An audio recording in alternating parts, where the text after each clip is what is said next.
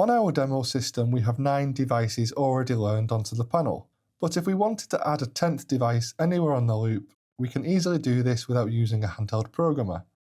First, you need to complete the wiring needed to add the new device, then return to the panel. On the panel's display, press the menu button, scroll down to access level 3 and press accept. Input the 4-digit access code. The default for this is 4444. Once in access level 3, scroll down to commissioning functions, press accept. Then scroll down to address functions and press accept again.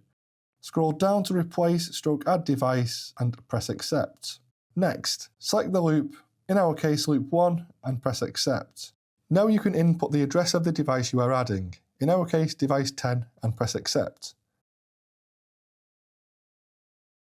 The panel is now ready for the new device to be installed. Return to the new device's location and install the new device. Once installed, you'll be returned to the replace/add device menu, but the device is not yet learned to the panel. You must conduct a loop learn. To activate this, press escape 3 times and the loop learn process will begin. The panel will illuminate the device's LEDs as wired as it learns the loop.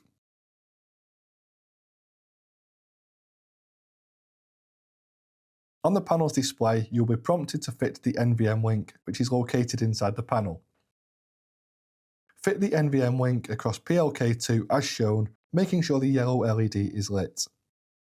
The loop learn will continue, and once complete, the panel will confirm the total number of devices found on the loop, which is now 10.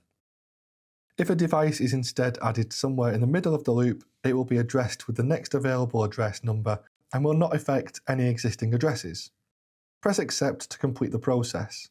Next, press escape to return to the main screen, where you will see a message prompting you to remove the NVM link. Once removed, the panel will return to its normal condition. For more technical assistance, check out our other videos or visit C-TEC.com.